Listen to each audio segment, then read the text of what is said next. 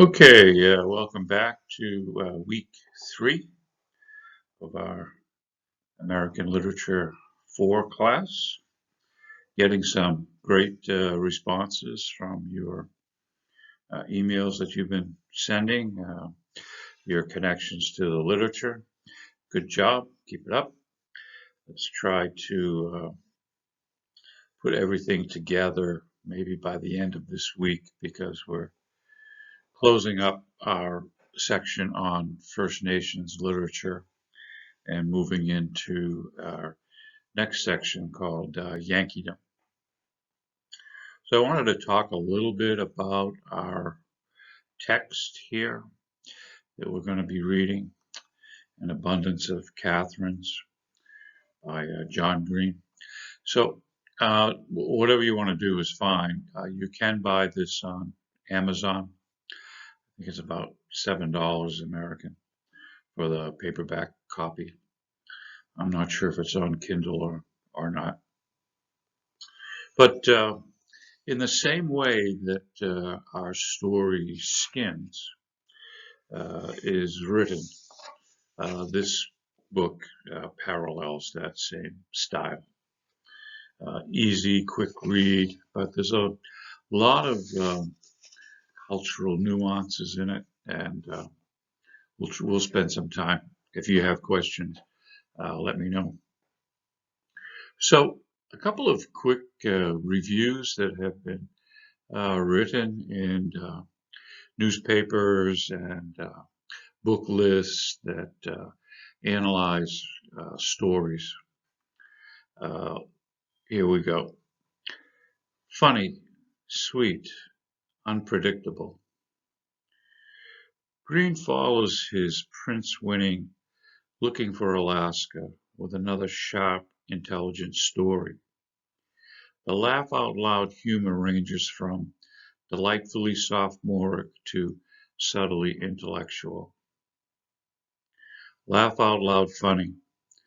A coming-of-age road trip that is at once a satire of and tribute to its many celebrated predecessors. Enjoyable, witty, even charming. Fun, funny, challenging, complex, and entirely entertaining. Okay, so those are some of the quick reviews of John Green's book that we're going to be reading. And again, it's written in the same style as our story Skins. I think you'll enjoy reading it. It's about American high school, two American high school boys who are just graduated, and they travel across America finding an adventure. Okay, so let's talk a little bit about our story Skins by Joseph Bruchac. And a couple of things about Joseph. Again, he is both white and First Nations. Doesn't seem to have the same identity crisis that the other authors, especially those poems from Hawaii, have taken upon themselves. He celebrates all of his ancestry. He is also a PhD professor in modern literature. And I suspect that our main character, Mitch Sebastes in the story, somehow connects to experiences that Joseph Bruchac encountered in his own life. So Bruchac is from Yankeedam. His First Nations cultural connections go to an Indian group called the Abenaki. He does speak the language himself. He's a tribal member. and a great storyteller. He's taken on the role of storyteller, which is important in the tribal custom and lifestyle, passing down the information of the tribe, educating their youth. So he's an active member in an actual First Nations tribe. Okay, so our story, Skins.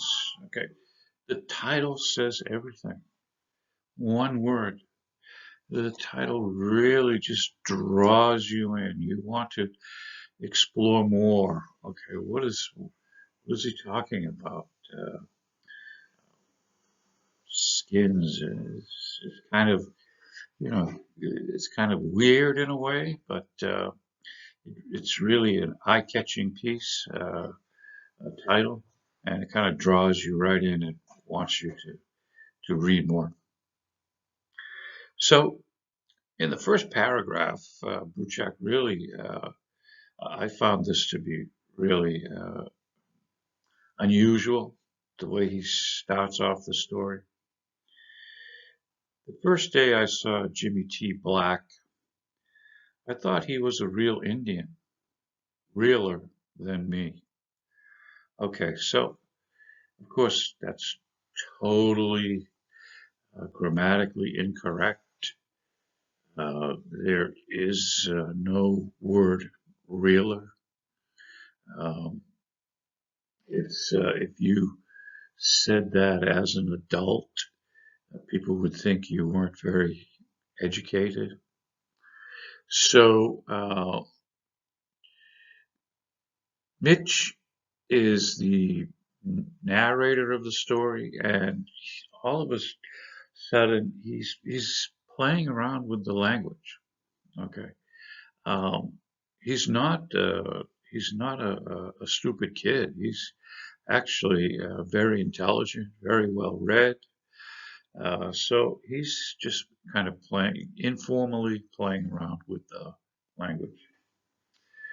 Okay, so in the first paragraph, uh, we understand that Jimmy T.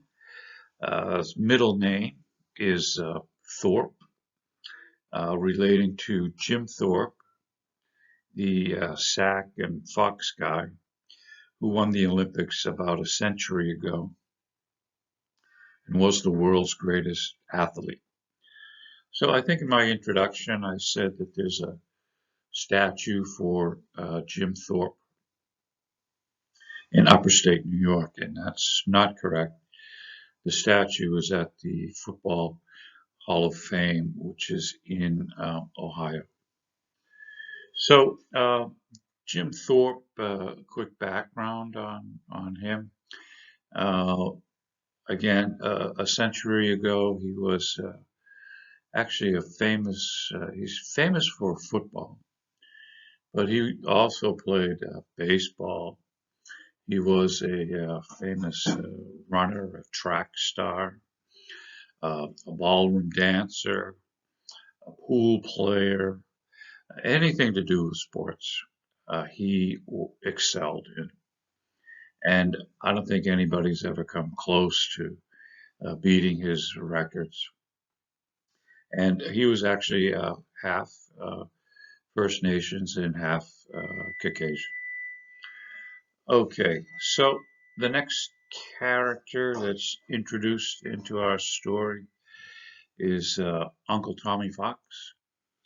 And Uncle Tommy Fox is the um, father figure, the teacher of the cultural aspects of Indian culture, mythology, those kinds of things, to Mitch Sebastes. And we find out why a little later in the story. Now, Uncle Tommy Fox had met Jim Thorpe when he was a kid, and Uncle Tommy Fox was also in the movies. And he was anonymous Indian number 2 or number 3. So what that means is that in the movies you've got the tribe of Indians on horses that are getting ready to attack the stagecoach. And the stagecoach make the big circle to protect themselves and start shooting the attacking Indians. And Uncle Tommy Fox was one of those Indians on the horses that would be shot and thrown off his horse and dies. And in the credits, they would say, okay, anonymous Indian number 2 or number 3. But yeah, he got to play in the movies a little bit when he was younger.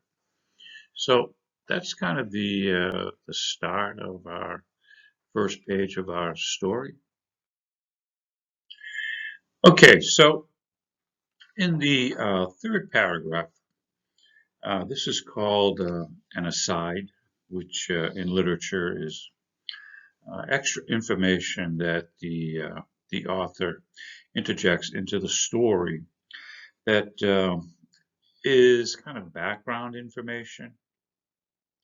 And what he says is, but the story isn't actually about Uncle Tommy, even though he was sort of part of it. This all happened the autumn when Uncle Tommy was away visiting New Mexico. So I should get back to Jimmy T and also our high school, which is, of course, where I first met him. So that's called an aside. Authors do that. They interject extra added information. Okay, so after this introductory 3 paragraphs, the setting is at Long Pond Central High School, and this is what you'd call a community high school, where several towns in the area, they're too small to have their own high school. So they send their kids to one central regional high school. So it's a really, really small town. And it talks a lot about sports. And sports in American high schools is really big. A lot of money is spent on sports, uniforms, building fields, a stadium. Uh, I know when I traveled throughout Asia, sports was not considered important in any kind of educational setting.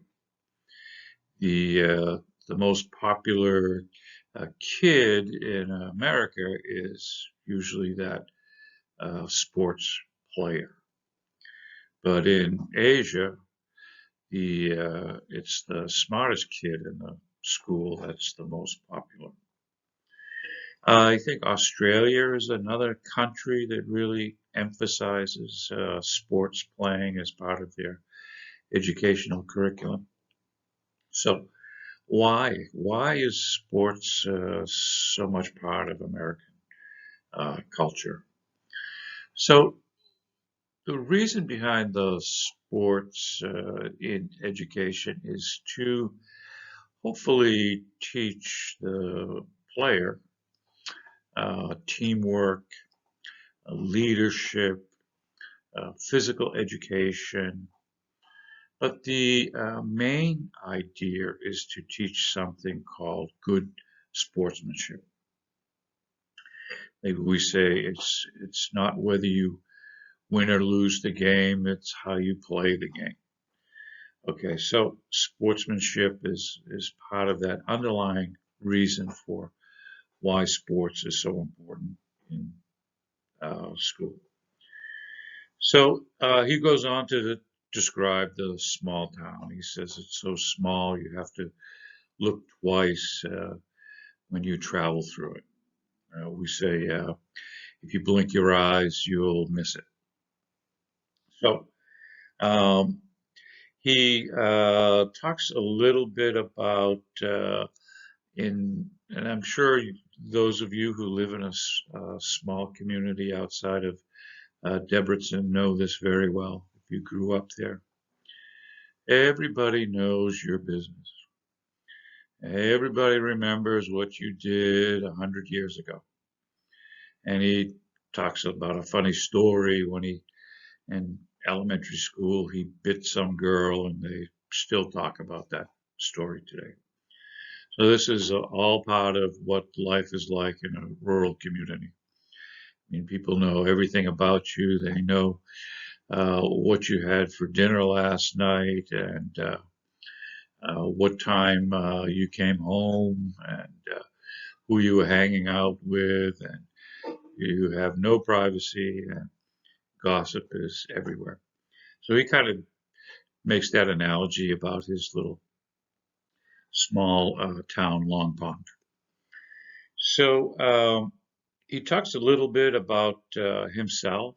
Uh, he identifies as First Nations, but he's actually half Swedish and half First Nations. And his hair color is we call dirty blonde, which is a mix of brown and blonde together. And he dyes his hair black so that he can look more First Nations. Uh, he talks about his mother, who has a very brilliant blonde hair, that kind of golden yellow blonde. And she's from Sweden. He says that his mother could pass for Brunhilde. And Brunhilde is a Norse goddess. She's the one that, if you die on the battlefield, she comes and takes your spirit to their heaven called Valhalla.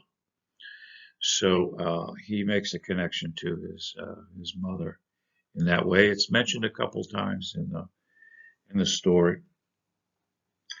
And he talks a little bit about the seasons of living up in rural upper state New York. And he says that instead of 4 seasons, there's only 3 seasons. There is a black fly season, mosquito season, and thank God they're gone season. Kind of funny. He one of the vocabulary words in that paragraph is called the Flatlanders. And this is what people in the mountains call outsiders.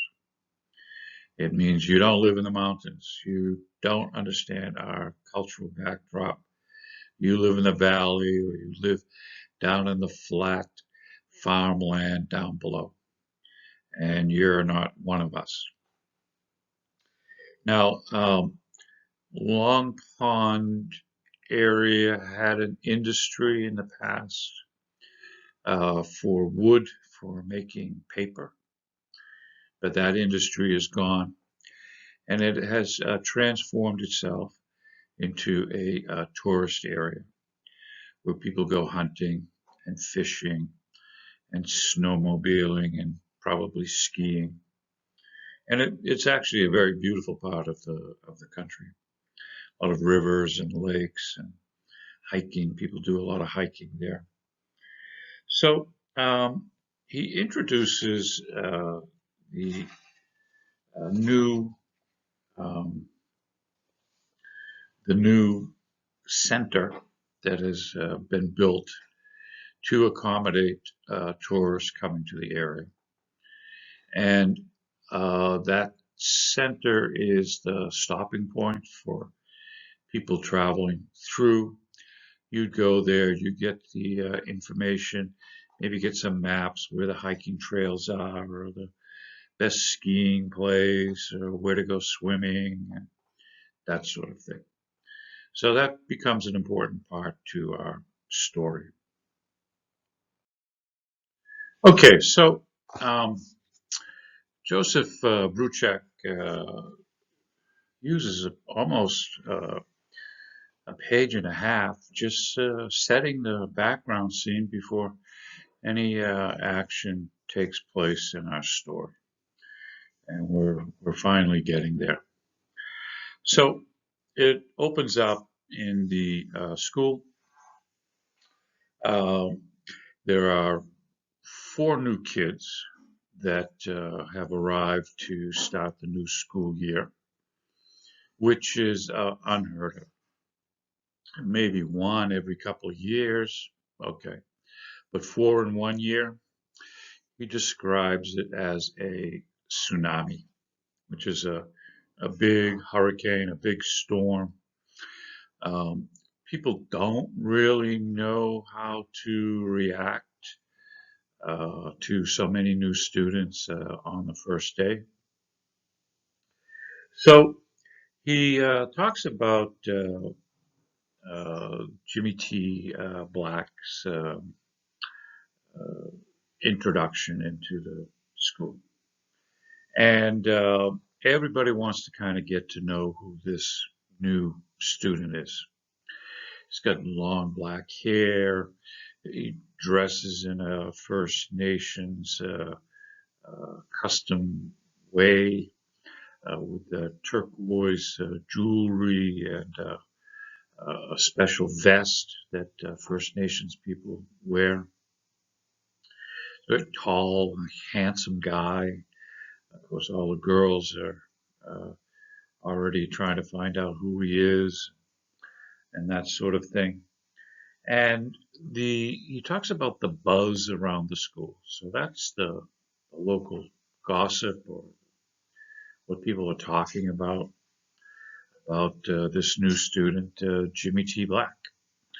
And come to find out, he is a well-known uh, quarterback, uh, sports player for football.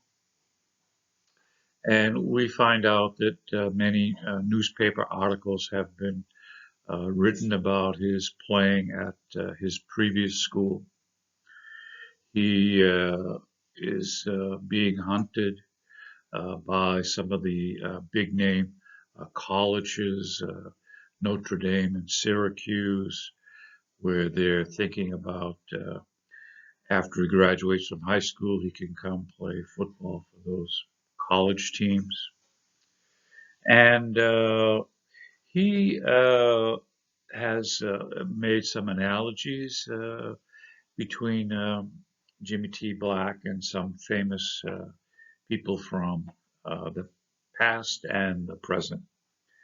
He says a good quarterback was like Moses and Eminem. So Moses is an old biblical leader, and Eminem is at the time that the story is being written about, was a famous pop singer. The girls think he kind of looks like Enrique Iglesias, which is another famous music singer. And Mitch says, to me, Jimmy T looked like a dead ringer for the Indian guy in Dances with Wolves. You know, the one who calls out at the end, Dances with Wolves, you'll always be my friend. So, Dances with Wolves is a famous Academy Award winning movie that came out in 1990. It was written and directed by and starred Kevin Costner, a famous American film star. And it's about a soldier, an officer in the Union Army during the Civil War, who gets wounded, and because of his brave actions, he has the choice to go anywhere in the United States to finish out his military career. And he goes under the name of Lieutenant Dunbar. So Lieutenant Dunbar decides that he wants to go out to the West and see First Nations, indigenous life before it's all gone, which he does. So he goes to a fort. There's nobody there. He's by himself. Nobody knows what happened to the soldiers that were there before. They're all gone. He establishes himself there as a home base. The story goes on, and he eventually meets up with the local Lakota Indian tribe. Long story short, he becomes a member of the tribe, gives up his post in the military, and of course that doesn't please the military at all. They find out that he's left his post, and that's a jailable offense. You can go to prison for that. So they chase him across the countryside looking for him. The final scene is they're up in the mountains, and his First Nations friend, of course, in the story they weren't friends, but they became friends at the end, is up on a mountain looking down at Lieutenant Dunbar. And Lieutenant Dunbar has to leave because the cavalry is getting closer. And that movie star that Jimmy T looks like yells from the mountain, Chumani Tutanka Owani, Chumani Tutanka Owani, which means Dances with Wolves, you'll always be my friend. So if you have a chance to see the movie Dances with Wolves, it's a great story. A lot of controversy in the story. And Mitch Sebastes talks a little bit about that in the next paragraph. And the funny part of the story is that this movie won awards for being the first movie to use indigenous language in the film. So the Indians are speaking their native language, and Lieutenant Dunbar learned some of the language through the film. And he had a trainer, a language trainer in Lakota that taught him how to speak. And the teacher was a woman. And in the Lakota language, there are two forms of speaking, one male and one female. And what he was speaking in the movie is actually the female voice and language, and not a male language of Lakota. He talks about Lieutenant Dunbar finds the buffalo before the Indians do, and that's just crazy. He says, get real. I mean, come on. That would never happen. Now, the movie is controversial in another way. We talked about the noble savage in last week's lesson. And this movie story is compared to being that of the expressing the idea of the noble savage. So it's great entertainment. First Nations peoples don't really like the movie because of that noble savage idea. But again, it did win many awards, and it was the first film to use indigenous language as part of the script. Okay, so he, Mitch Sebastes is really introspective about himself. He calls it hanging back, and hanging back is when you don't go out there and make a big show of yourself. You kind of wait, you observe, you think about things before you take any action. And that's the personality trait of Mitch Sebastes, not only in a social setting, but also when he plays sports. He's the guy that kind of waits in the sidelines. He would rather pass the ball on to another teammate to make the score rather than being a showboat. I got to win. I got to be the number one guy. He's not that type of person at all. Very introspective about who he is and the way he operates through life. Okay. So, um, Mitch Sebastes is also talking about some of his other personality traits.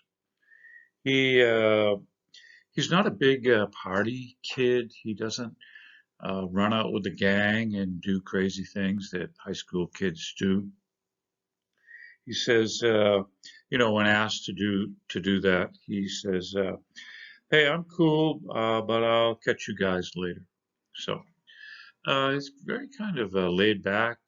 He's not the because of that, he's probably seen as not a popular but well likable student. He has a dual reputation of being a jock and a brainiac. And as the story progresses, we get to feel both of those personality types in him. So, of course, a jock is just a slang expression for someone who is involved in sports, usually meaning low intellectual ability.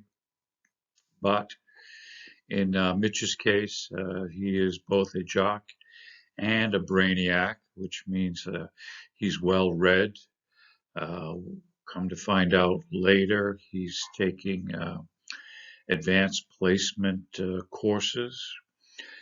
These are courses that are in the last couple years of high school. You have an opportunity, if you do well academically, to take college level courses.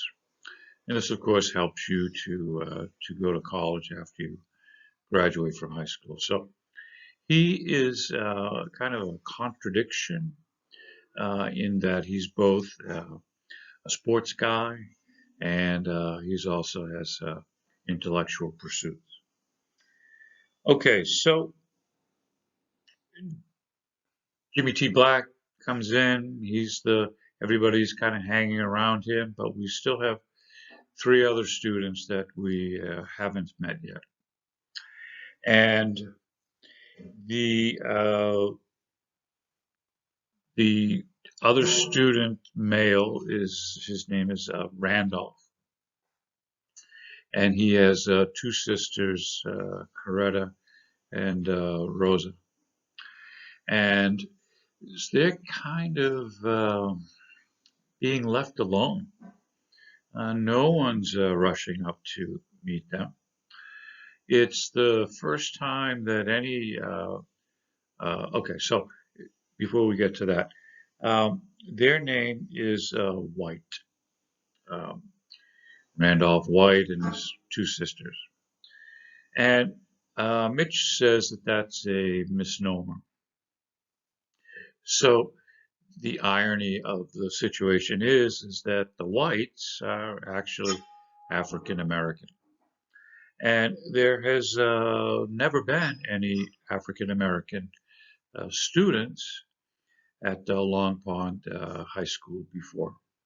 So no one is really sure how to approach them. Even Mitch struggles with what to say to introduce himself. And he's observing what other people are doing. He's doing his usual hanging back routine.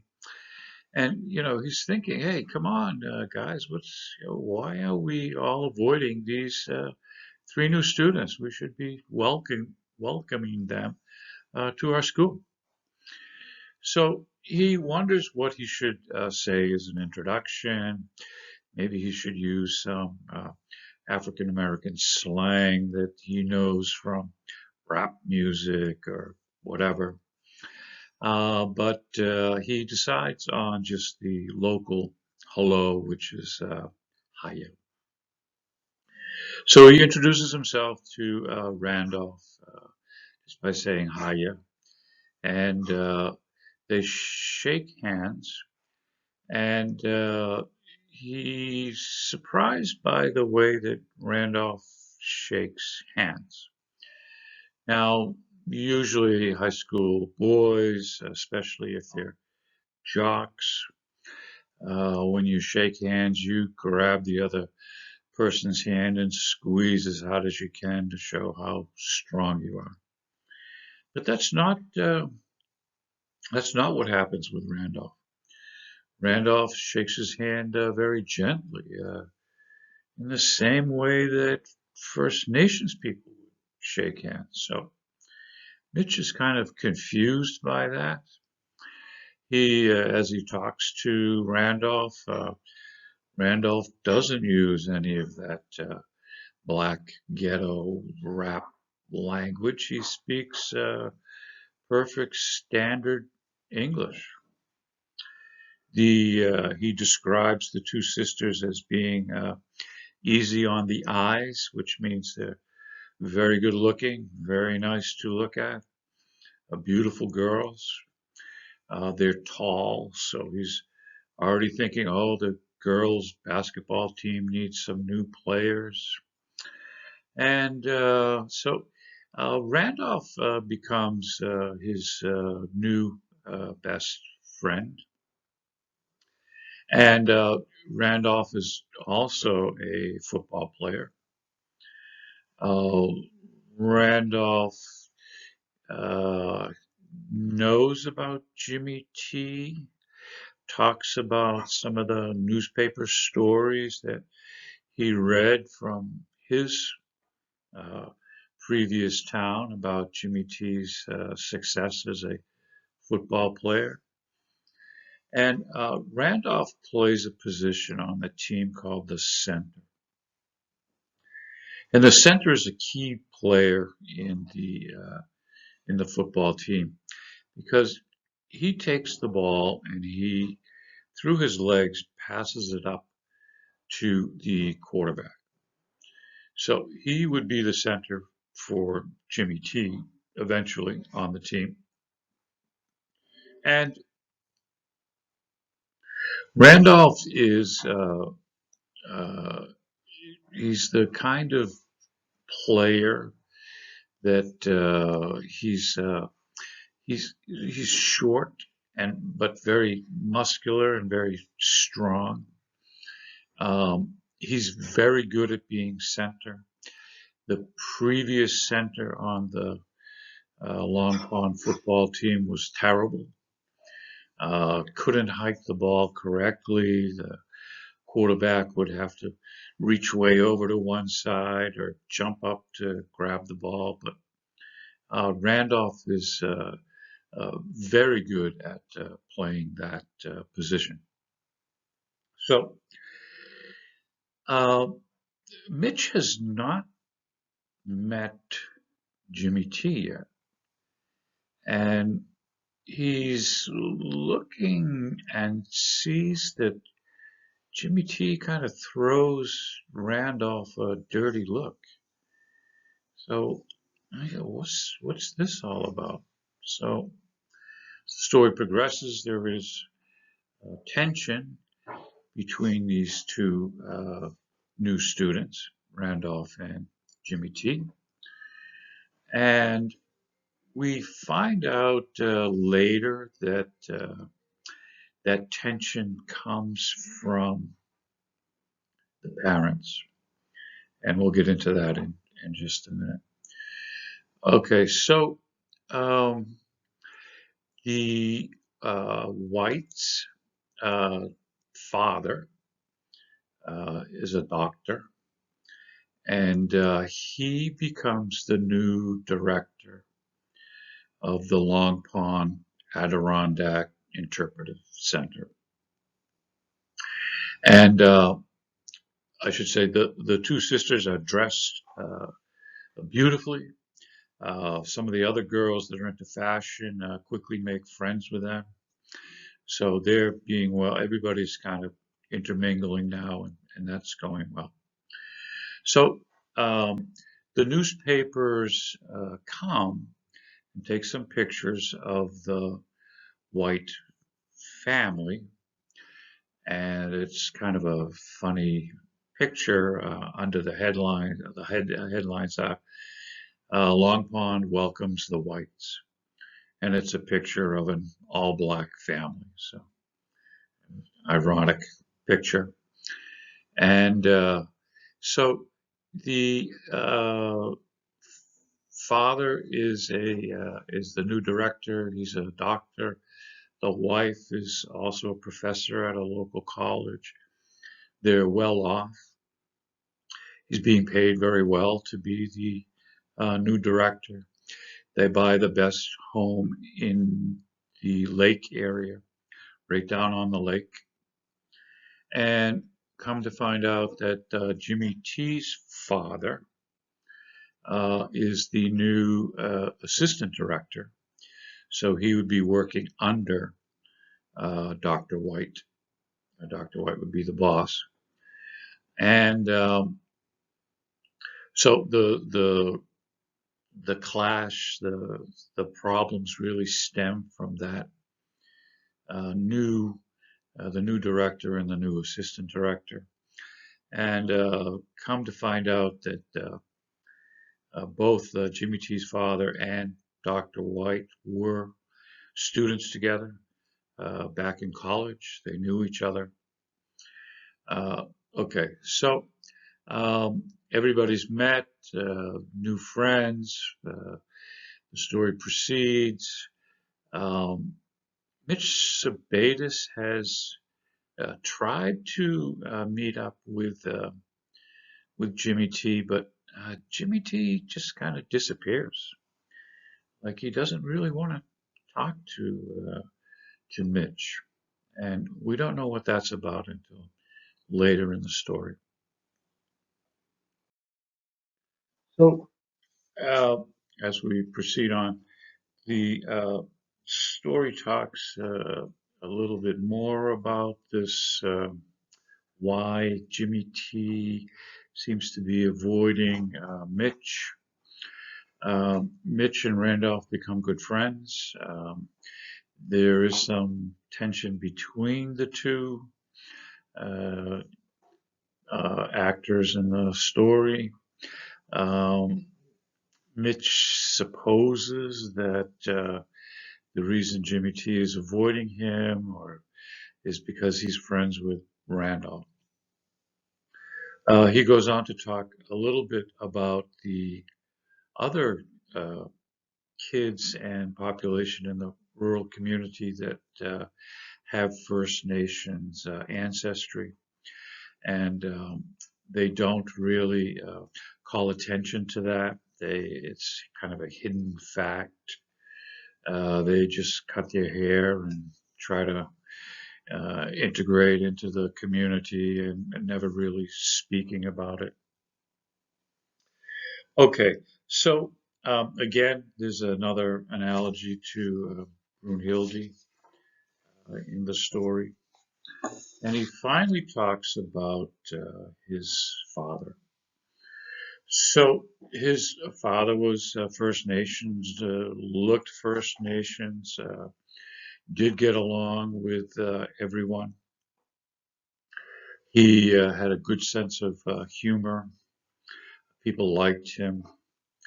So he was out at a local beer place having a few beers with some of the locals. And it was a rainy night, and he leaves the bar and is driving home. And he gets into an accident with a big truck and dies. So after that accident, his mother takes Mitch to Sweden, and he lives over in Sweden for a year, which kind of puts him back a little bit in his studies when he returns to the States. So this is where Uncle Tommy comes in, because Mitch's mother wants Mitch to know more about his dad and his father's First Nations ancestry. And although not related directly, Uncle Tommy becomes the teacher of Mitch for First Nations cultural background. And he really is important to Mitch. Mitch ends up spending a lot of time with him. They work together, and he very much appreciates what Uncle Tommy's wisdom and stories do to develop his character throughout that part of his life. So they finally have their first practice on the field for football, and we're introduced to the next character in the story, the coach, Coach Carson. And the coach sees that Jimmy T is really a great quarterback, and that Randolph really knows his job to be a center. And finally, after many years of losing every game, the football team has a chance to actually win a few games with these two new players. Okay, so eventually Randolph and Mitch develop their friendship because they're both in the AP classes that we talked about earlier together. So Randolph is not only a jock, but he's also a very good student too, just like Mitch. Um, Even though there was tension between Randolph and Jimmy T, when it came to playing the game, they worked well together. So the after about a month or so, Mitch has a chance to go to dinner to meet Randolph's mom and dad, and which he does. He goes, and Mitch uh, talks a little bit about his First Nations background, and Dr. White says to his son Randolph, "Could you speak to Mitch in your language?" And Mitch is a little taken aback. What do you mean your language? So Randolph rattles off this very polite hello phrase in Cherokee. which is a First Nations language. And Mitch is really shocked to hear this. Come to find out that the whites, their real name before was White Path, and the name was shortened to White. And they're not African American only; they are also First Nations. Both the husband and the wife have First Nations ancestry. So in American history, we find that there was this intermingling of runaway black slaves that when they escaped slavery, a lot of them would end up in Indian villages intermarrying, and so there was this kind of mix of African American and First Nations together. The mother talks about a historical event called the Trail of Tears, a very tragic story in American history where this Indian group called the Cherokee were on the East Coast, had some really good farming land. Colonial powers wanted it.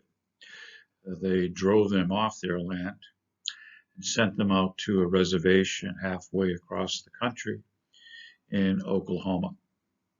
And of course, they had to walk that 1,000 miles, and many died along the way.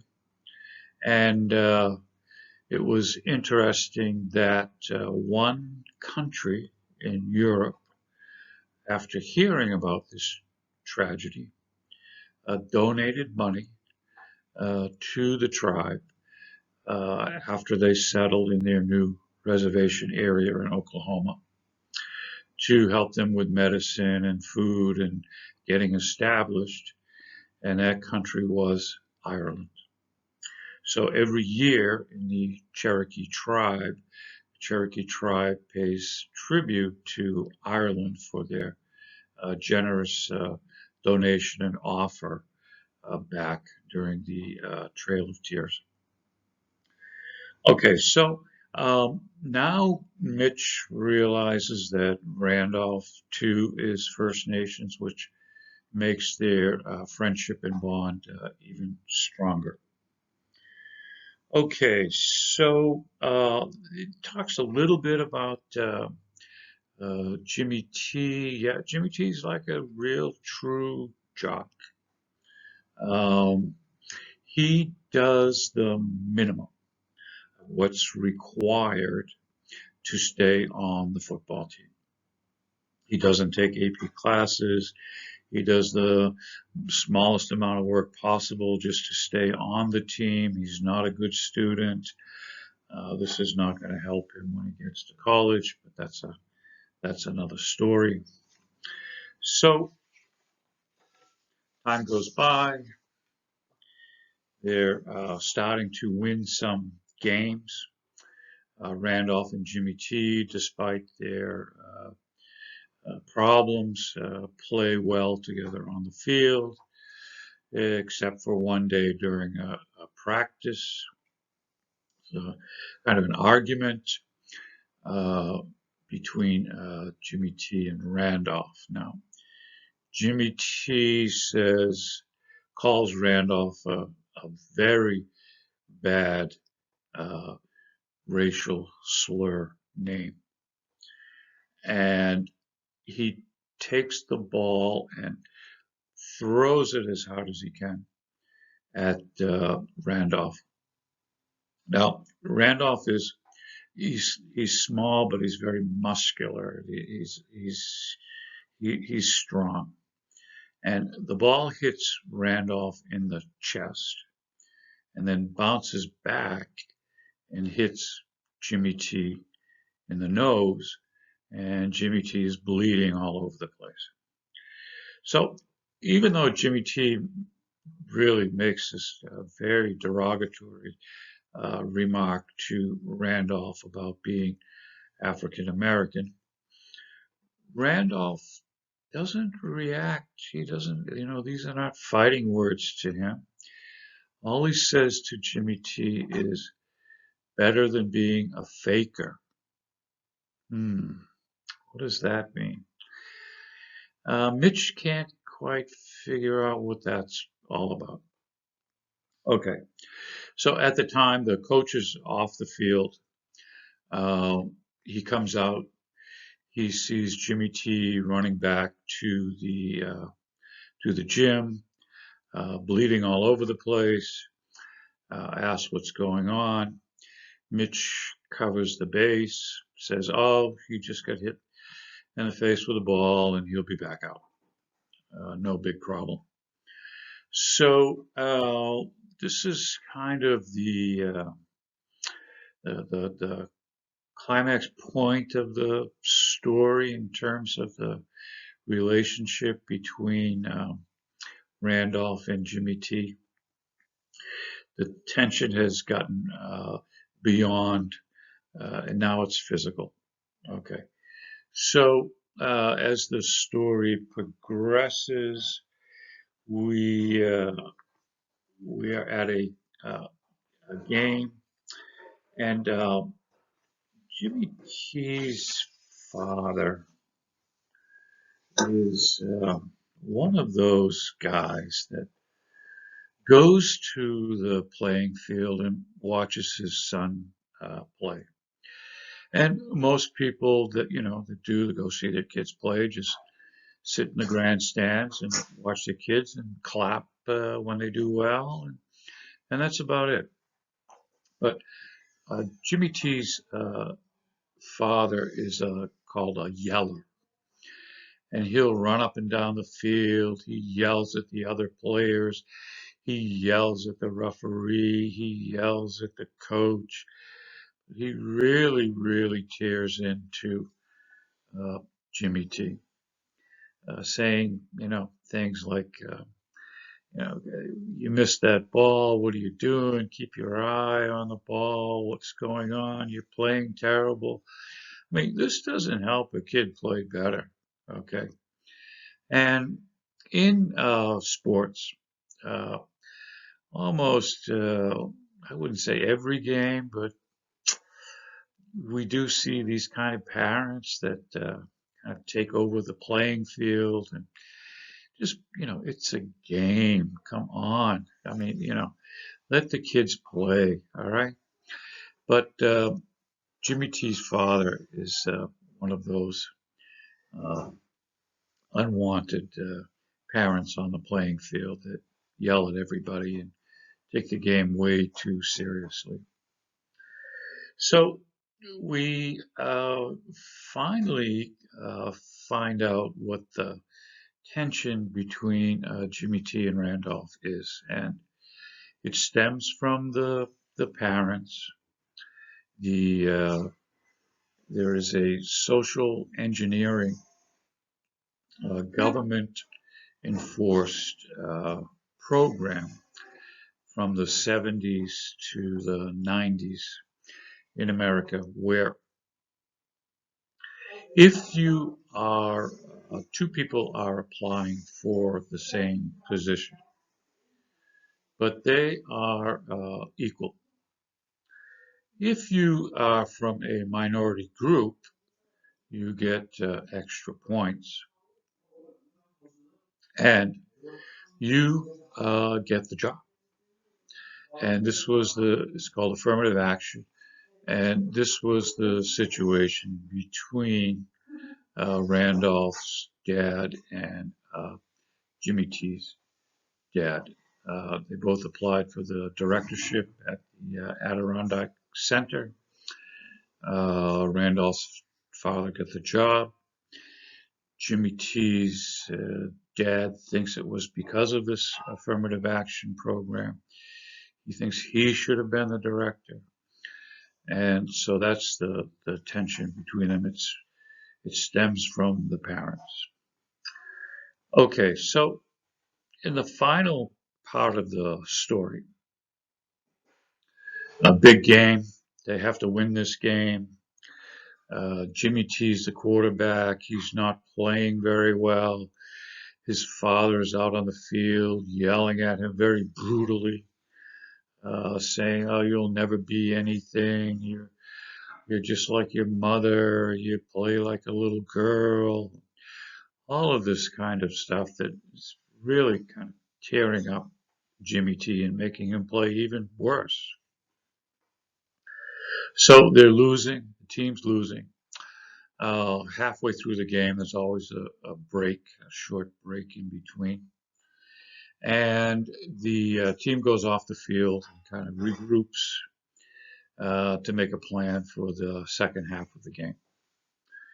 So they don't really say too much. They can see that Jimmy T is all broken up, on the verge of crying. And the coach comes up to Mitch and says, "Hey, Mitch, go talk to him, straighten this thing out." And Mitch says, "Why me?" And the coach realizes that the way that Mitch handles himself, he's really the leader. He's the guy that can be relied on to kind of put the team back together again. And he makes a comment to Mitch about, "Hey, come on, you can do this." So Mitch takes Jimmy T aside and he talks to him. And Jimmy T admits that the reason he's been avoiding Mitch all this time is because he's not Native American at all. He just thinks it's kind of cool to dress that way. They've been traveling from school to school. The other kids seem to like it when he dressed as First Nations, but he's not. And he knows nothing about the cultural background. And he's been avoiding Mitch all this time because he knew Mitch was a real First Nations guy and could easily expose him for being a faker. Because Jimmy T knew absolutely nothing about First Nations life. So at the end of the story, Mitch does talk to Jimmy T, talks him into going back out into the game. Somehow they play well. He promises that he'll introduce Jimmy T to his Uncle Tommy Fox. And the end of the story, he says that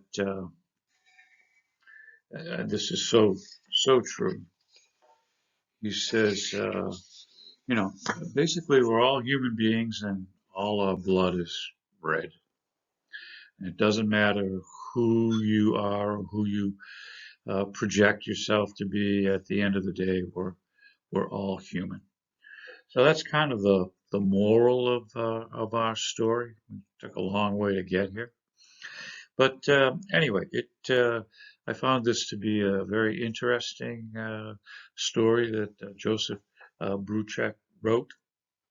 The story did come out, and he wrote it in 2015, so not that long ago.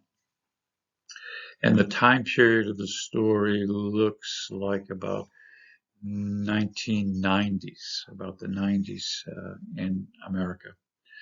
So from here, we're going to move on to our next segment, which is an introduction to Yankeedam. Okay, so on to Yankeedam. We introduced our regional areas earlier. So we're getting ready to make our shift from First Nations to the regional area of Yankeedam. So this encompasses the geographic areas from north of New York City to as far west as Michigan, Wisconsin, and Minnesota.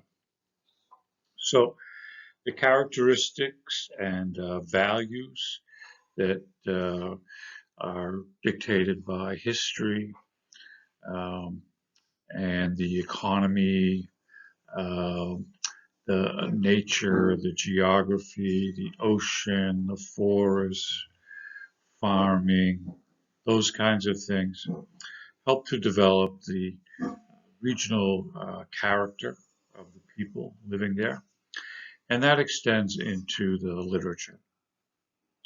So, just a quick review of some of the general characteristics of Yankeedom would be a high value of education, intellectual achievement, for example, Harvard University, communal empowerment, citizen participation in government. This comes about as a copy of a First Nations political form, uh, transcending itself into what we call a town meeting. And what the First Nations used to do would be gather under a big pine tree to discuss the tribal politics and government. And the original colonial people coming into this area saw that and copied that, and that came in the form of what is known today as town meeting. So that brings government right down to a local and individual level where everyone had the right and power to state their thinking, their point of view.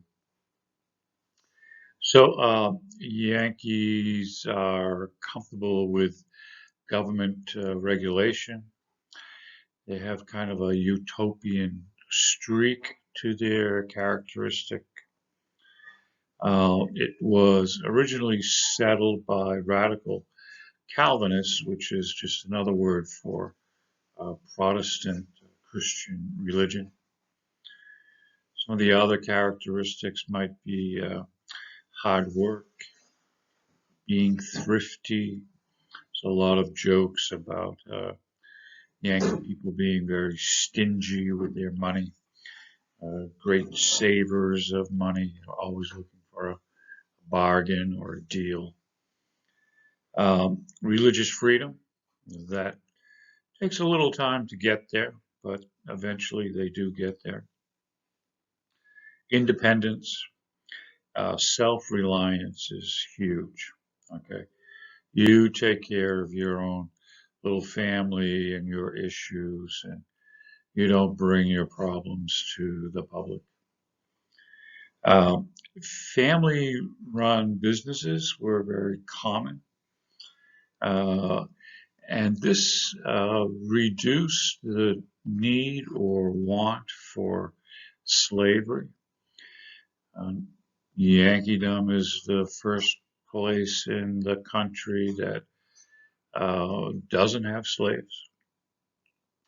And it's interesting to note there is a theory postulated by William James Sidis, who was Harvard's youngest graduate. He, real smart kid, graduates from Harvard at the age of 60.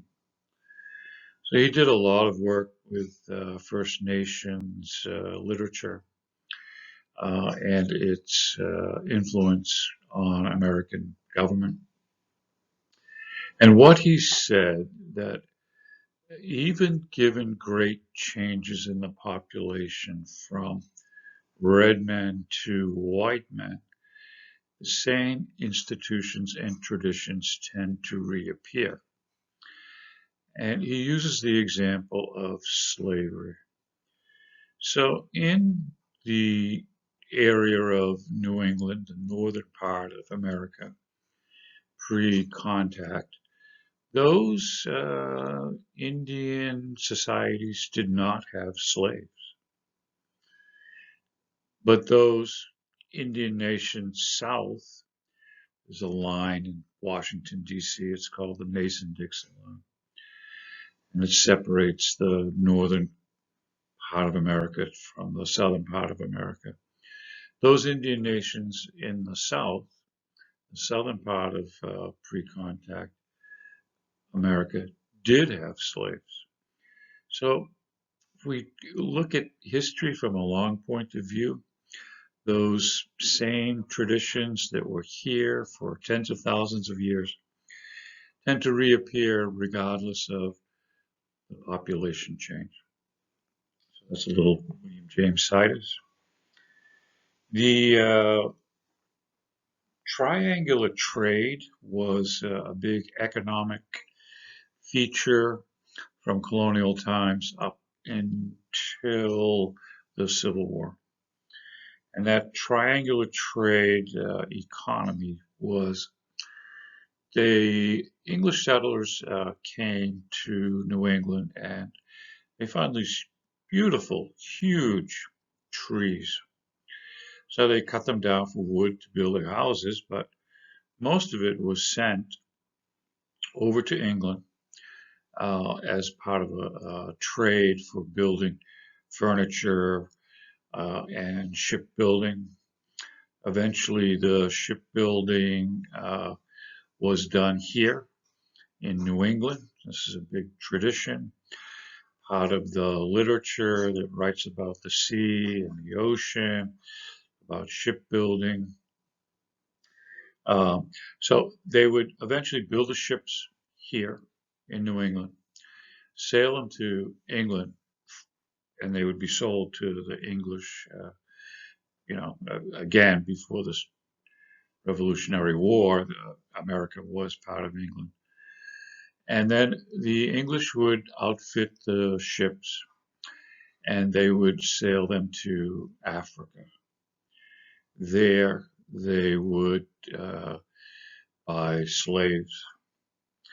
And the slaves were taken to another English colony in the Caribbean and Barbados, places like Barbados and Jamaica.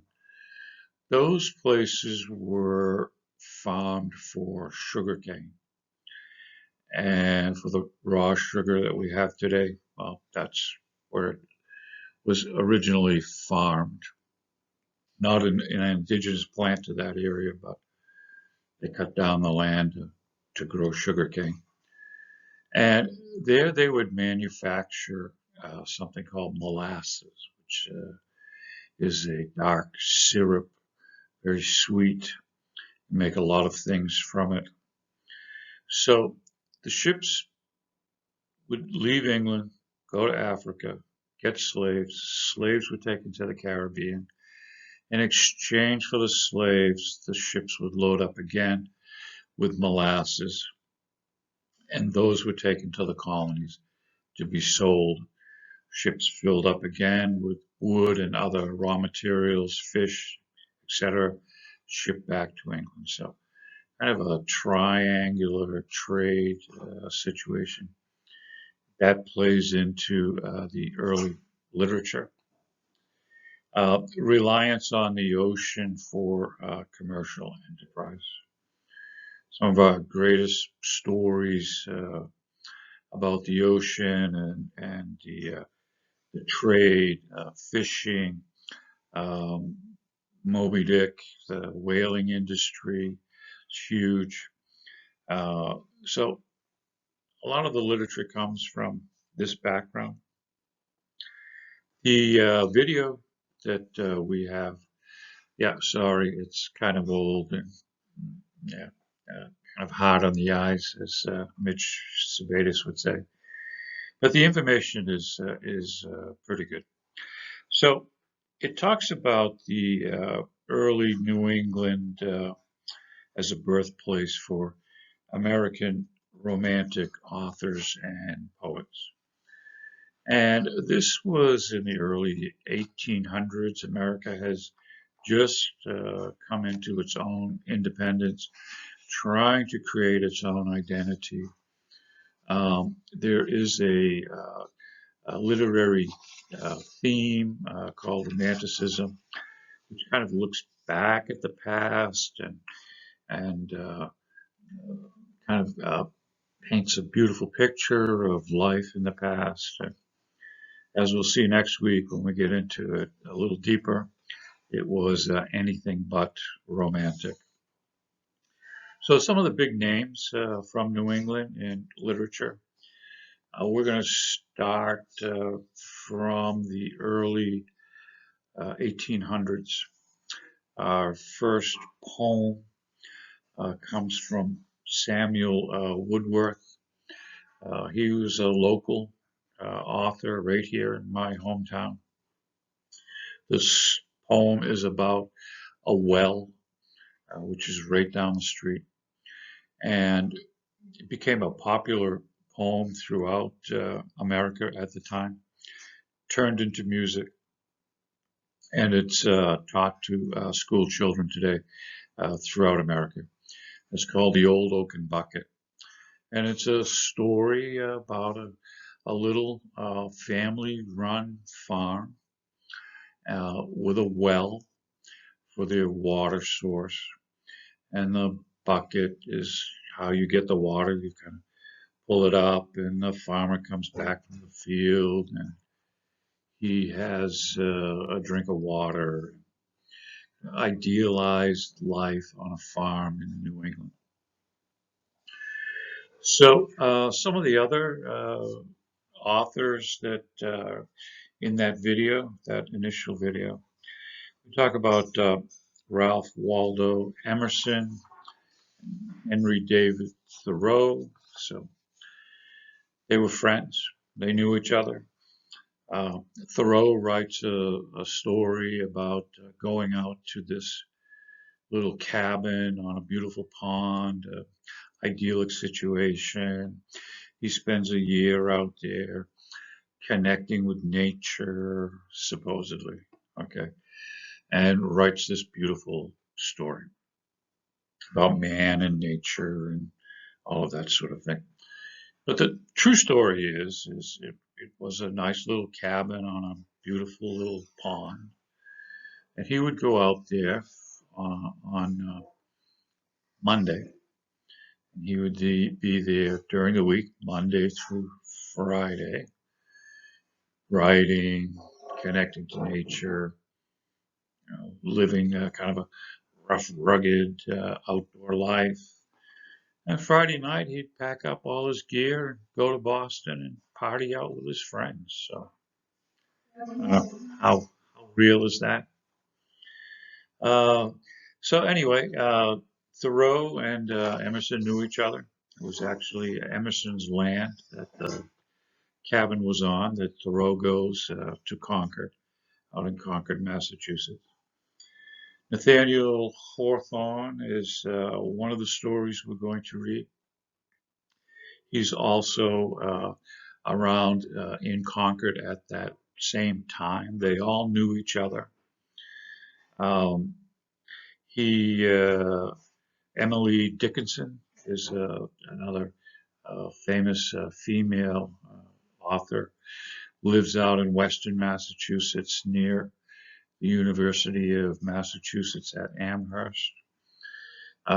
What students do today that study Dickinson's works, her gravesite is just down from the university, and they go out there to her gravesite and recite her works and her poetry.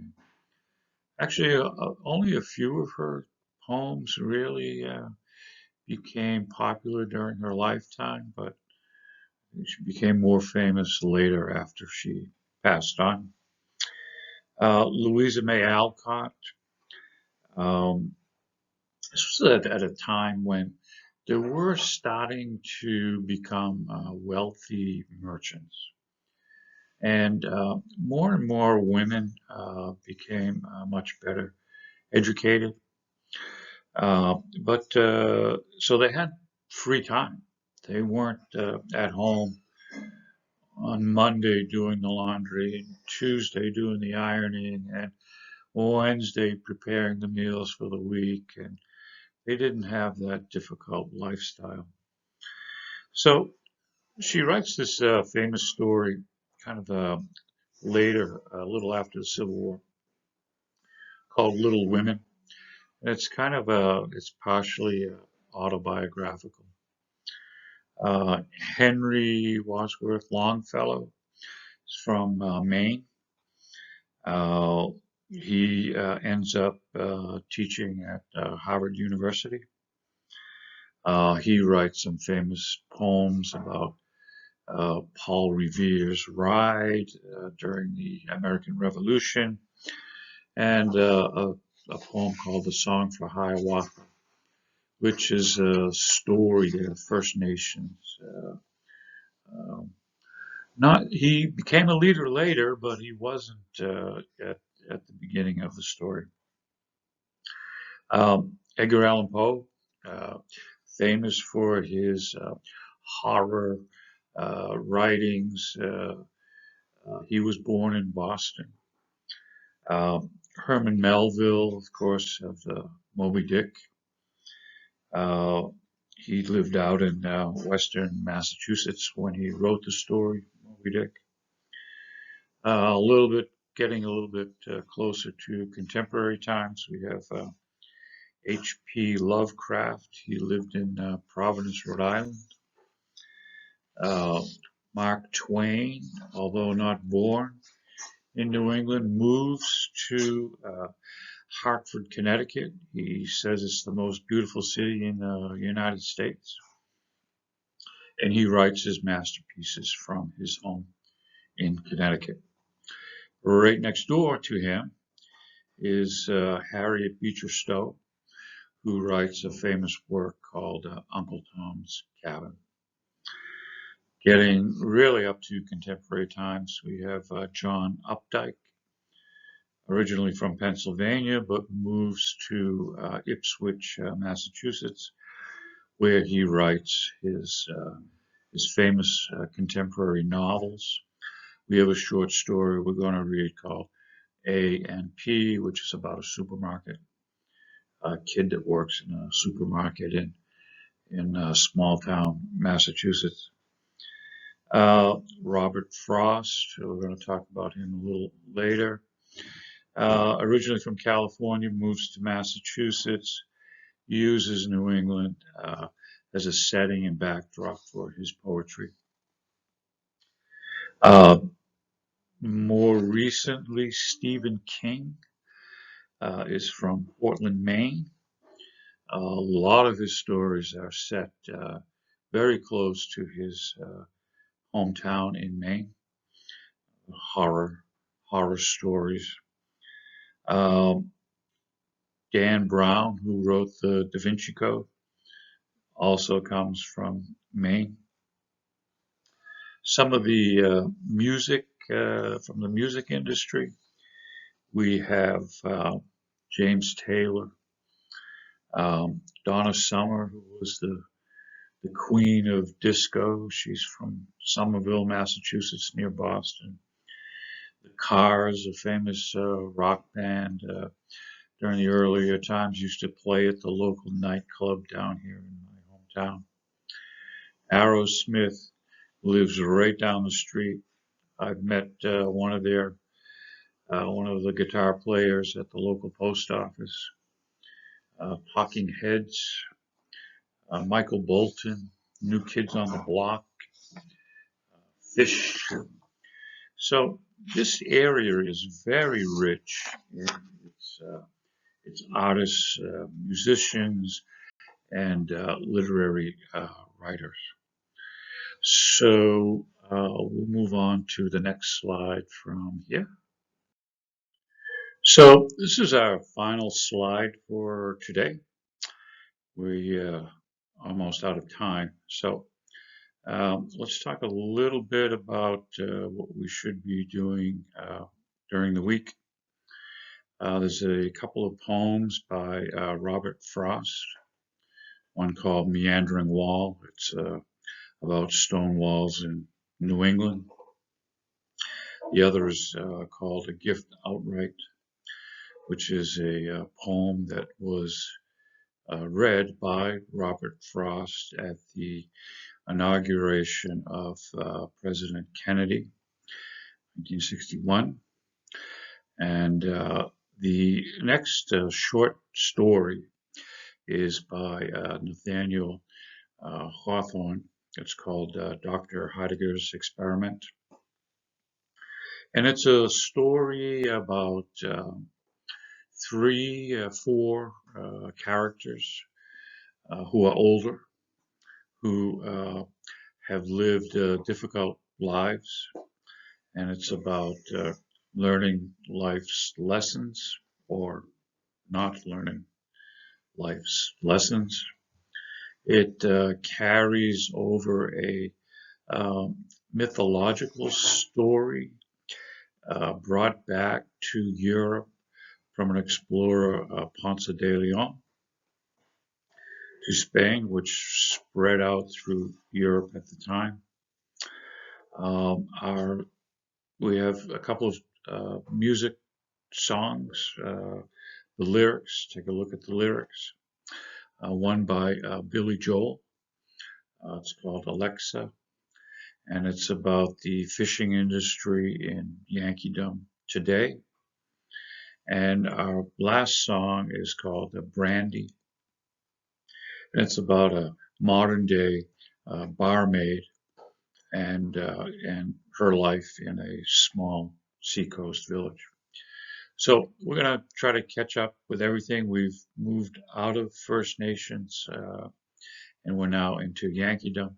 We'll spend more time next week discussing all of these poems, lyrics, and short story in detail. Okay, great to talk to you. Any questions, issues, or concerns, send me an email. Talk to you next time. Thank you. Bye.